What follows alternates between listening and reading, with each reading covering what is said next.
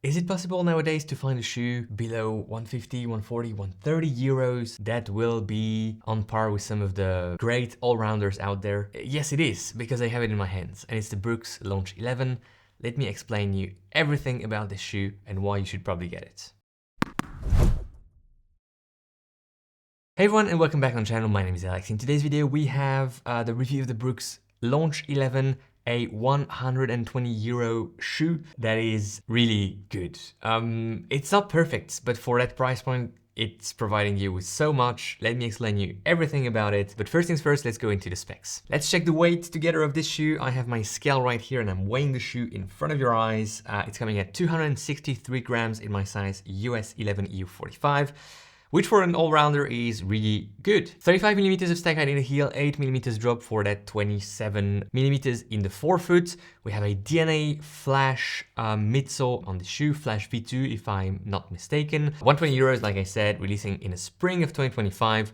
So it's just around the corner, and that's probably good timing also for you to be watching this review and decide whether or not you are interested in this shoe for the upcoming month.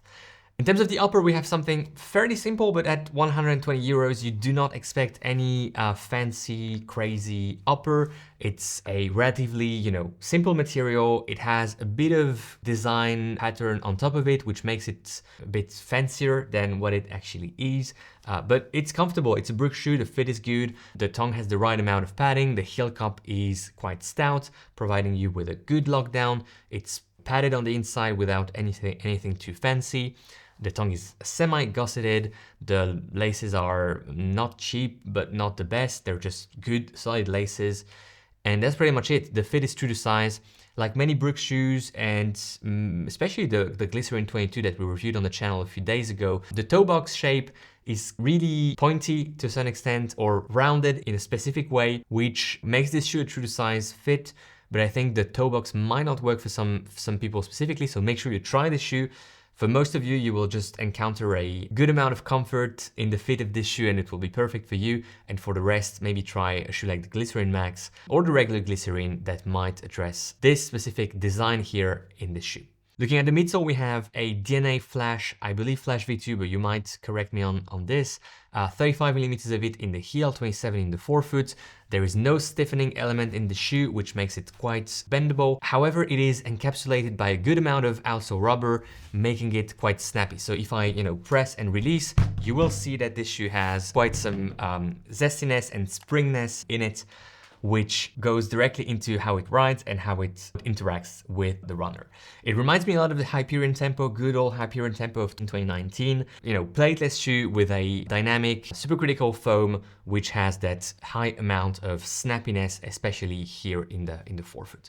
The ride, it's exactly that. It is snappy, it is direct, it's close to the ground, but with quite some foam underfoot to protect you. It's not that shoe that really makes your feet sit on top of the ground. You have that amount of protection coming with the shoe, and it's good. I mean, I have enjoyed the runs I did in the shoe. As you can see, it's a bit dirty, which means I used it more than just what I needed for this review. I did a track session with it and it worked really well. On the track, it shined even more than on the road, simply because, the track is the track. A tartan track is absorbing a bit of the vibration. It is a bit more explosive as well, a bit softer than the tarmac road. And this shoe works really, really well in conjunction with the track. I ran on a terrible day. It was, raining cats and dogs, and the shoe proved itself with a ton of grip, a ton of security and confidence for me on the track as a runner. And it was just perfect. It was a dream of a track shoe. It's also a very good road shoe, but what it brings to the table with the way this midsole works, with the lack of a stiffening element, it makes it even better for the track, in my opinion, in the way I use some shoes for track sessions or, runs on the track. It's not always a session. Sometimes I just go on the track and I pick up the pace a bit without having a specific session in mind. This is typically the shoe I would want to do it with. Outsole, like I said, on the track and even on the road, wet roads with leaves, it's proved itself being a super good outsole. You have a really thick amount of rubber coverage on the shoe. The coverage in terms of surface is also quite good. Very little decoupling here with this groove that allows to have a bit of torsion and makes it a neutral running shoe for sure. But this foam not being one of the super plush foams, it also has a bit of inherent stability itself. The width is not amazing, so the inherent stability doesn't come from the width, but from the foam. And yeah, it will work for people with very mild up to moderate levels of pronation, but it's not a stability shoe by any means, as you can see with this quite, nice level of torsion and no stiffening elements whatsoever in the midsole. Looking at the price, 120 euros, and I think everything is said. This is the cheapest shoe I have reviewed in 2024. Maybe not, there is a couple others in that ballpark, but it competes directly with the likes of the Adizero SL2.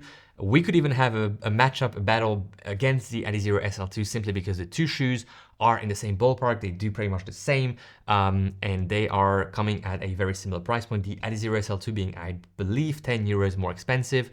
But Brooks just nailed it with the shoe. If you enjoyed the Hyperion Tempo in 2019, you should definitely give this a try. It will bring back some good memories for all of you out there like me who enjoy the Hyperion Tempo.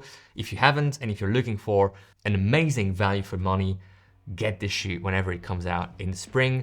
That's all I can say. I hope you enjoyed it. Let's link to the review of the Glittering 22. Enjoy your run today, enjoy your ride, and go beyond your limits. I will see you in the next one.